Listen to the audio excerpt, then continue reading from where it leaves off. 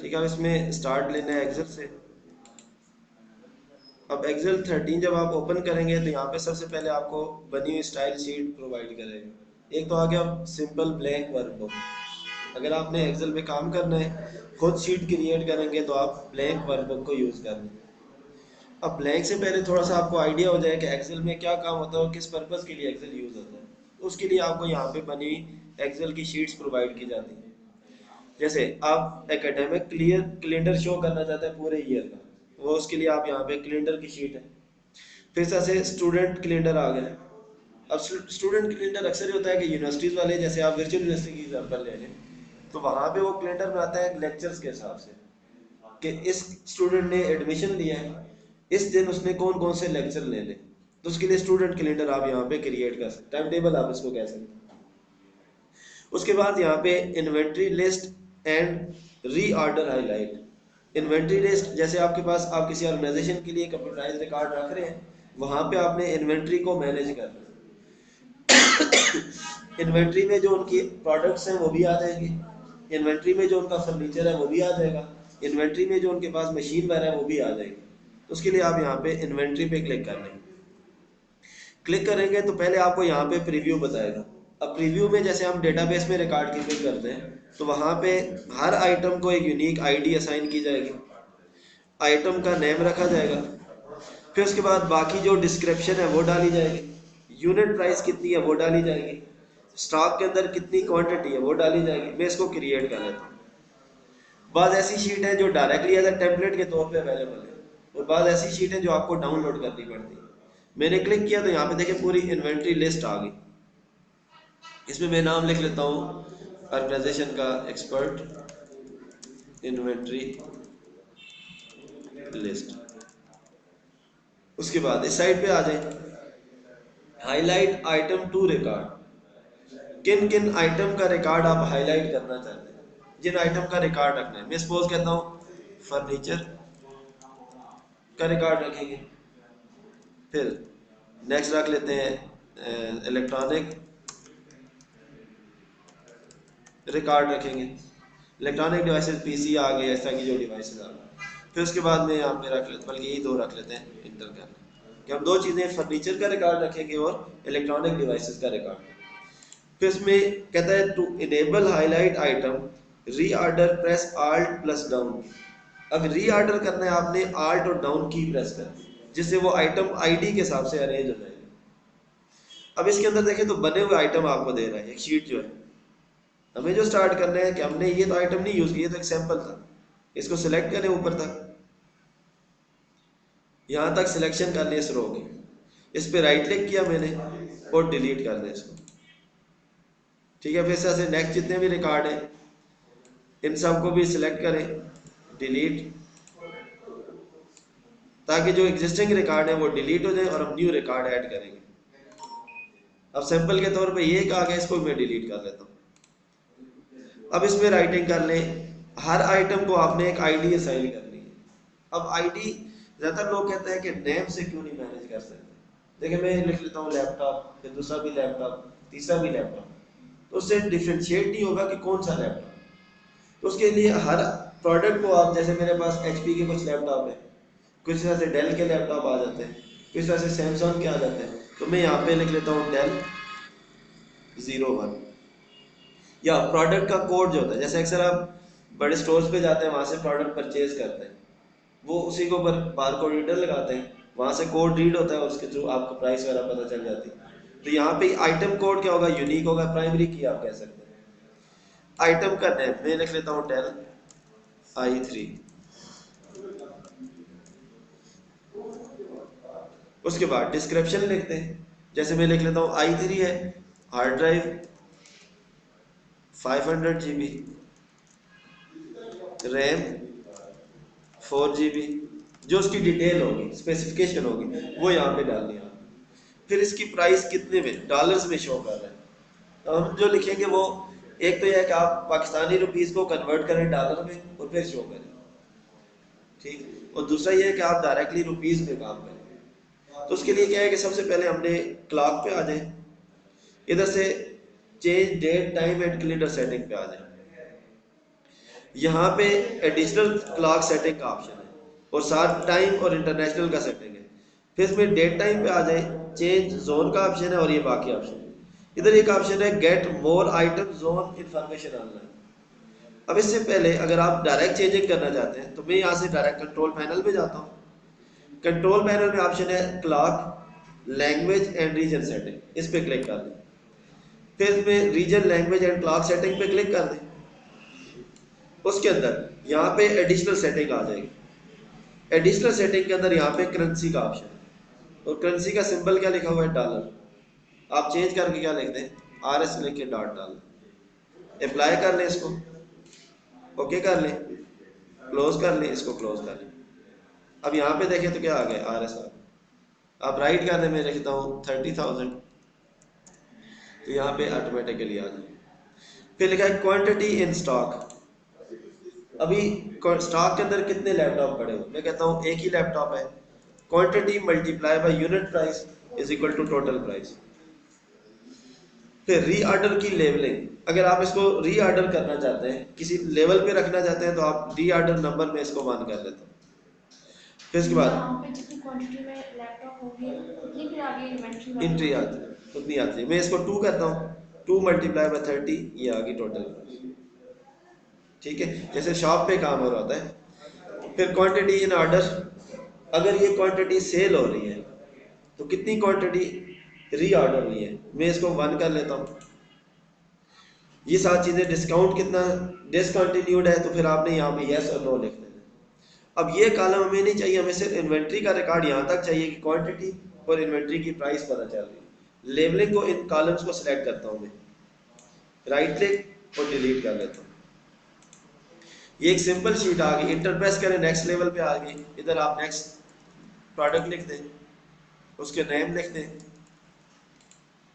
उसके बाद बाकी डिस्क्रिप्शन लिखें, प्राइस लिख दें, क्वांटिटी लिखें, मल्टीप्लाई बाय रेट हो गया, ऑटोमेटिकली यहाँ पे आ जाए। ठीक है, तो ये प्रोडक्ट की इंफॉर्मेशन की। अब एक्सेल, ये शीट बताने का बेसिक मकसद कि जो एक्सेल हम यूज़ करते हैं, एक तो कैलकुलेशन के लिए, फिर रिकॉर्ड मैनेजमेंट के लिए। मैं इसके लिए नेक्स्ट, इसको क्लोज कर दिया, डोंट सेव कर दिया।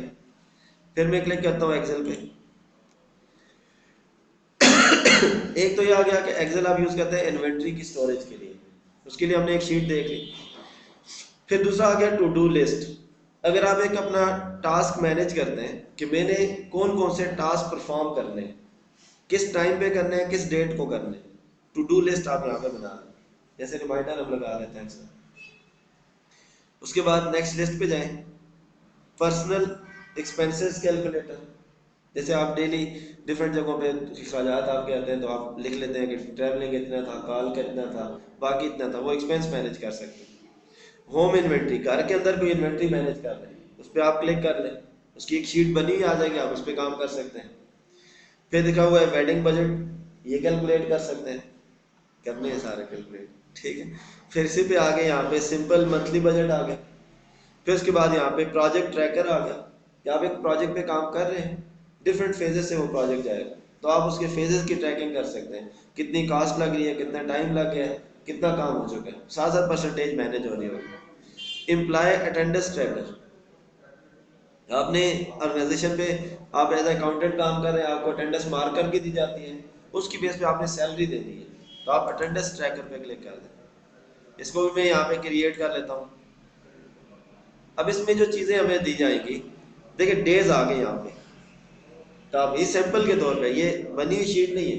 इधर एम्प्लॉय का आईडी आ जाएगा, मैं आईडी यहाँ पे लिख सकते हैं, क्लिक करें तो यहाँ से सिलेक्ट भी कर सकते हैं। कहाँ से आएंगे, जो एम्प्लॉय का रिकॉर्ड डाला जाएगा, देखिए एम्प्लॉय लिस्ट, कितने एम्प्लॉय थे, 1 2 3 4 5। मैं इसमें लिख लेता हूँ एम्प्लॉय नेम में, मैंने 3 एम्प्लॉय डाले, इन दोनों को मैं रिमूव कर लेता हूँ। 3 एम्प्लॉय 1 2 और 3 डाल दिए। फर्स्ट लिस्ट पे आ जाए, एम्प्लॉय लीव ट्रैकर। अब एम्प्लॉय सेलेक्ट करें, यहाँ से खुद यहाँ पे रीड हो जाएगा। उसके बाद किस ईयर की अटेंडेंस लगा रहे हैं, 2016 17 20 जिसकी। उसके बाद मंथ यहाँ पे आ जाएंगे, मंथ के हिसाब से आगे कैलेंडर बना हुआ आ जाएगा। ठीक है, अब मंथली कैलेंडर के हिसाब से आपने फिर उसकी एब्सेंट या प्रेजेंट लगानी है। अब इसमें पूरा जो कैलेंडर है यहाँ तक आ जाएगा। फिर उसके अंदर लीव की तो टाइप है। अब देखिए पूरी 3 या 4 शीटें आपको बनी हुई थी, ठीक है। फिर हॉलीडेज कब कब आएंगी वो यहाँ पे लिखी हुई है। जैसे न्यू ईयर इस डेट को आएगा, इंडिपेंडेंस डे इस डेट को आएगा, ठीक है। फिर ऐसा से थैंक गिवन, फिर ये तो ये अगर आप यहाँ पे ऐड करेंगे ऑटोमेटिकली वहाँ पे लीव टाइप आ जाए, इसमें आ जाएगा लीव लिस्ट के अंदर कि इस दिन को लीव उसकी जो है हमारे पास ऑफ होगा। फिर इसी पे दोबारा मैं क्लोज कर लेता हूँ इसको। अब हमने जब खुद काम करना है तो आप एक्सेल को स्टार्ट करें, ठीक है। एक्सेल के अंदर आपने यहाँ पे काम जो करना है वो ब्लैंक वर्कबुक पे क्लिक करना है। ब्लैंक वर्कबुक पे क्लिक करेंगे तो अब ये जो हमारे पास पूरी शीट हमें दी है, या पूरा फ्रेम जो दिया है, इस पूरे फ्रेम को वर्कबुक कहते हैं। अब इस वर्कबुक के अंदर टॉप पे हमारे पास टैब आ गए, होम का टैब है, इंसर्ट का टैब है, लेआउट का टैब है, फार्मूला का टैब है, डेटा का टैब है, रिव्यू का टैब है, व्यू का टैब है। अब इन टैब पे जब क्लिक करते हैं तो ये एरिया हमारा मॉडिफाई हो जाता है, चेंज हो जाता है। अब इस एरिया को रिबन एरिया कहा जाता है। जब हम क्लिक करते हैं तो ये जो चीज़ चेंज होती है इसको रिबन कहते हैं। उसके साथ साथ बाकी चीज़ें तो कॉमन है, जैसे वर्ड में वो सही इसमें भी काम होता है। इसके साथ देखें तो यहाँ पे फार्मूला बार हमें मिलती है, जिसके अंदर आप डिफरेंट फार्मूला टाइप करेंगे। और फार्मूला के साथ साथ 2 बटन मिले हुए हैं, एक क्रॉस का बटन है और एक टिक का बटन है। आप यहाँ पे कोई फार्मूला राइट करते हैं, मैं लिखता हूँ यहाँ पे इक्वल टू, कोई भी फार्मूला लिखेंगे स्टार्ट हमेशा किससे होगा, इक्वल से। मैं लिखता हूँ सम, अब मैं फिक्स वैल्यू दे देता हूँ 13 + 15। एक्सेल में ऐसे नहीं करना कि आप वैल्यूज दें, उसको सेल्फ सेलेक्ट करने हैं आपने। अब ब्रैकेट क्लोज कर दिया मैंने। फार्मूला को एक्सेप्ट करना है तो इस पर क्लिक कर दें, उसको पता नहीं क्या हो गया, इस पर क्लिक कर दें और इंटर की प्रेस करने से भी फार्मूला क्या हो जाएगा, एक्सेप्ट हो जाएगा। फिर अगर फार्मूला को रिजेक्ट करना है, यहाँ पे क्लिक कर दिया, फार्मूला को क्लोज करना है, ख़त्म करना है, रिजेक्ट भी कर सकते हैं। उसके साथ अब जब भी फार्मूला लिखना है हमें सेल के नंबर याद होने चाहिए या सेल इंडेक्स याद होने चाहिए। सेल इंडेक्स जब आप देखें, जिस भी सेल पे आप क्लिक करते हैं, रो का नंबर और कॉलम का नंबर जिस जगह पे मिलता है हम उसको कहते हैं ये सेल आ गया। जैसे लिखा हुआ है F5 तो वहां पे भी मिल जाता है, और दूसरा सिलेक्शन भी कर सकते हैं। मैं कहता हूँ कि इस पूरे एरिया के अंदर जो भी हम लिखें वो काउंट होके इधर शो। तो मैं लिखता हूँ equal to sum bracket start. अब एरिया सेलेक्ट कर लिया मैंने कि ये एरिया आ गया, इस एरिया में सेल नंबर H6 आ गया से लेके सेल नंबर 13 K13 आ गया, ठीक है। इसको मैं क्लोज कर लेता हूँ, इंटर कर लें, अभी 0 आ रहा है। इनके अंदर आके कुछ भी लिखें, ऐड हो गया, 3 लिखें, ऐड हो गया, कुछ भी वैल्यू लिखते जाए वो उनको ऐड करता जाए। तो ये सम का फार्मूला बेसिकली। फार्मूला अप्लाई करने का मेथड क्या है कि इक्वल टू प्रेस करेंगे, उसके बाद फार्मूला लिखेंगे, सजेशन भी आपको देगा कि ये फार्मूले आप यूज़ कर सकते हैं। सारे को रिमूव कर लेता हूँ। अब अगर आप काम करते हैं एक्सेल 2003 के ऊपर, वो आपको डिफ़ॉल्ट बॉटम के ऊपर 3 शीट प्रोवाइड करता है, शीट 1, शीट 2 और शीट 3। एक वर्कबुक के अंदर नंबर ऑफ शीट हो सकती है। जैसे मैंने स्कूल का रिकॉर्ड मैनेज करना है एक वर्कबुक के अंदर, मैं पहली शीट बना ली, यहाँ पे राइट क्लिक, रीनेम, इसको मैं नाम दे देता हूँ स्टूडेंट की शीट आ गई। एक शीट और बनाते हैं, यहाँ पे क्लिक कर दिया, फिर एक शीट और बना लें, फिर एक शीट और बना लें। इस शीट पे आ गया, इसको रीनेम, इसको मैंने नाम दे दिया अटेंडेंस। इस शीट पे आ जाए, राइट क्लिक, रीनेम, इसको नाम मैंने दे दिया स्टाफ। इस शीट पे आ जाए, इसको रीनेम कर लिया, इसको नाम दे दिया सैलरी, ठीक है। अब हमारे पास टोटल आ गई 4 शीट, और 4 शीट मिलके क्या बना रही है, एक वर्कबुक बना रही है। अब एक शीट के अंदर कितनी रोज और कितने कॉलम होते हैं, ठीक है। अब हमारे पास जो कॉलम हो गए, ये जैसे ABC लेबलिंग की हुई है, 256 कॉलम्स हैं, और रोज की बात करें तो 65,556 रोज आ जाएंगे। मतलब एक शीट के अंदर आप 65,000 रिकॉर्ड रख सकते हैं, ठीक है। और जो एट्रीब्यूट होंगे 256 आ जाएंगे। अब इतने ज़्यादा एट्रीब्यूट किसी चीज़ के नहीं होते, ठीक है। तो आप रिकॉर्ड जो मैनेज कर सकते हैं वो इतने नंबर ऑफ रिकॉर्ड को यहाँ पे मैनेज कर सकते हैं। फिर शीट के अंदर देखें तो यहाँ पे प्रीव्यू ऑफ शीट आ जाता है। इसमें लिखा हुआ है नॉर्मल प्रीव्यू। नॉर्मल में हमें शीट के अंदर जो सेल ग्रिड लाइंस है वो नज़र आ रही है। अब यहाँ से चेंज करें, पेज लेआउट कर दें कि वर्ड के अंदर तो हमें पता चलता है कि पेज नंबर 1 है, ये पेज नंबर 2 है, ये पेज नंबर 3 है, ये 4 है। एक्सेल में तो नहीं पता चल रहा होता। पेज लेआउट करेंगे। अब देखें इसने इसी शीट को डिवाइड कर दिया पेजेस में, लिख दिया यहाँ पे क्लिक टू ऐड हेडर। जैसे वर्ड में काम करते हैं, हेडर और फुटर लगाते हैं, इस पे क्लिक कर लें हेडर ऐड करने के लिए। मैं यहाँ पे लिख देता हूँ अटेंडेंस शीट, इस पे क्लिक कर दिया। अब इस जगह पे कोई इंफॉर्मेशन डालनी है तो मैं यहाँ पे नाम दे देता हूँ GPGC मंडिया। अब इसको मैं यहाँ पे फर्दर कोई नेम देना चाहते हैं तो इस जगह पे आप इंसर्ट कर लें कोई एलिमेंट। अगर पेज नंबर लेना है तो यहाँ पे पेज नंबर ले लें, जैसे वर्ड में काम करें। प्रीव्यू चेक करें इसका, GPGC आ गया, अटेंडेंस शीट आ गई और पेज नंबर आ गया। इसके अंदर देखिए टोटल हमें कॉलम शो कर रहा है 1 2 3 4 5 6 7 8 9, मैक्सिमम जो कॉलम शो कर रहा है। फिर अगर रो की हाइट के हिसाब से बात करें तो आपको 20 या 21 रोज दे देगा। मैं इसको वापस लेके आता हूँ किसके ऊपर, नॉर्मल के ऊपर। अब जब प्रिंट लेआउट करके आप वापस नॉर्मल में लेके आए तो इसके दरमियान एक डॉटेड लाइन आपको शो कर रहा है। ये डॉटेड लाइन भी पेज की रिप्रेजेंटेशन के लिए। अब मैं यहाँ पे शीट बनाता हूँ, मैं लिखता हूँ नेम, जेंडर, क्लास, सब्जेक्ट, फिर उसके बाद मैंने परसेंटेज, फिर उसके बाद डिवीजन, फिर उसके बाद मैंने लिख दिया सैलरी, फिर एट्रीब्यूट लिखते जाए, फिर मैंने लिख दिया स्टेटस, फिर मैंने लिख दिया GPA, फिर मैंने लिख दिया रिमार्क्स। अब ये एक शीट हमने क्रिएट कर ली। इस शीट का प्रीव्यू चेक करें, फाइल पे जाएं, प्रिंट प्रीव्यू देखें इसका।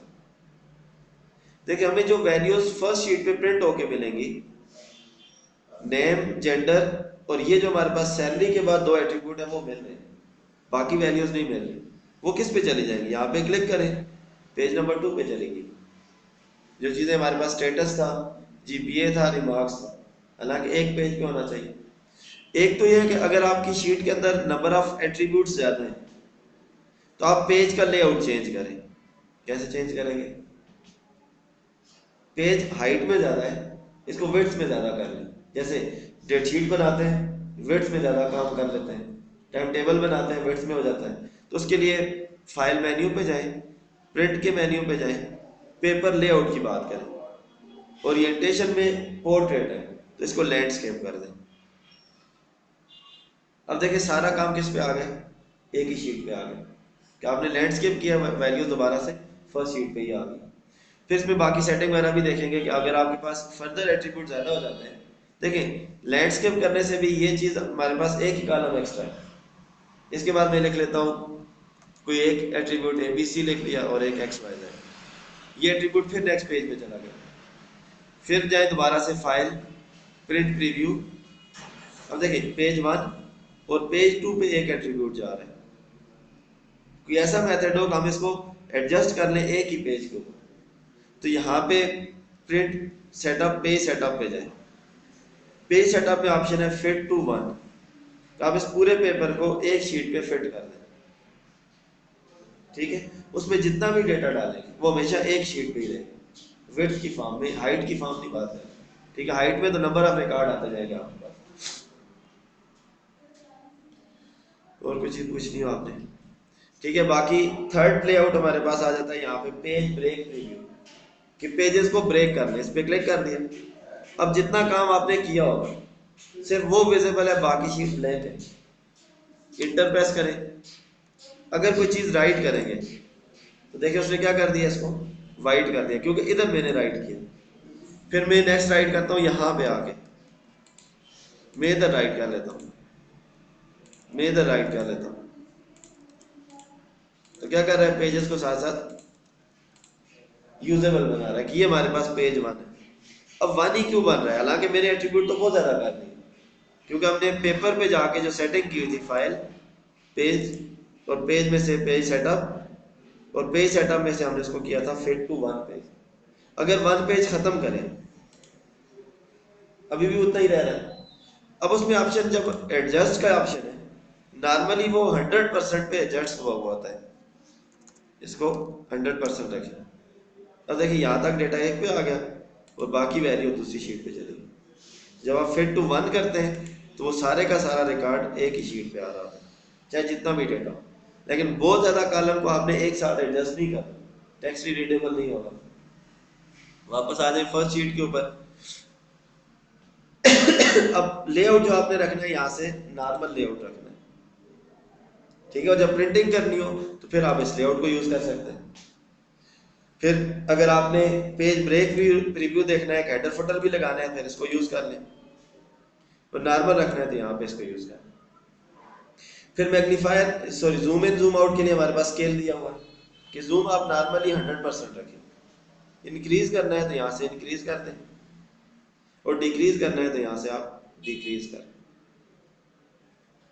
ठीक है। और फिर इसको चेंज करना है तो आप चेंज कर सकते हैं। और फिर किसी भी जगह पे कोई नया कॉलम या नई रो ऐड करनी है तो ये किस तरह से फॉर्मेट यूज़ कर रहा हूँ। अब मैं रो नंबर 1 पे हूँ, मैं नई रो ऐड करना चाहता हूँ। इसके लेफ्ट साइड पे राइट क्लिक करें, इंसर्ट कर दें। रो हमेशा जिस रो को आपने सिलेक्ट किया हुआ होता है उससे पहले ऐड होती है, रो अबव ऐड हो रही थी। और कॉलम जिस कॉलम को सिलेक्ट किया हुआ होगा, राइट क्लिक इंसर्ट करेंगे तो कॉलम हमेशा उसके लेफ्ट पे ऐड हो रहा है, रो टॉप पे और कॉलम हमेशा लेफ्ट पे। फिर बाकी इंसर्ट के मेन्यू से देखेंगे कि आप राइट लेफ्ट किसी भी साइड पे ऐड कर सकते हैं, ठीक है। बाकी जो सेटिंग है वो साथ देख लेंगे इसको, ठीक है। फिर शीट जब आप क्रिएट करेंगे हर शीट की डाटा मैनेजमेंट आप कर सकते हैं, और हर शीट के अंदर उतना ही साइज है। ये नहीं है कि ये सारे एक दूसरे से शेयर कर होते हैं साइज, इसमें भी उतना साइज रोज और कॉलम, इसमें भी इतने रो कॉलम, इसमें भी इतने row column. Within book आप शेयरिंग कर सकते हैं। मैंने पहली शीट पे रिकॉर्ड रखा था स्टूडेंट 1 2 3 का, यही रिकॉर्ड मुझे अटेंडेंस के वक्त चाहिए, तो आपने सिंपल क्या काम करना है, अटेंडेंस शीट पे आना है, इक्वल टू डालें, यहाँ पे रिकॉर्ड रीड करना है शीट नंबर 1 से। कौन सी चीजें, नेम रीड करना है, इंटर मारे, देखिए नेम यहाँ पे आ गया। अब नेम रीड करना है जो उधर लिखे हुए हैं, इसको ड्रैग करें नीचे की तरफ, 0 0 आ रहा है। मैं शीट 1 पे आता हूँ, मैं स्टूडेंट 1 का नाम लिख लेता हूँ,